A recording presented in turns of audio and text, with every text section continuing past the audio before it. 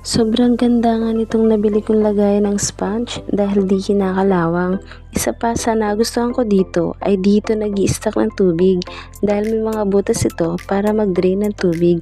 Madali nga lang din ito linisin at gawa din ito sa makapal na plastic material. Sink organizer din talaga ito, bagay na bagay sa may maliit na kusina. Kung bet nyo nga din ito, yung link ilalagay ko na lang ulit sa comment section.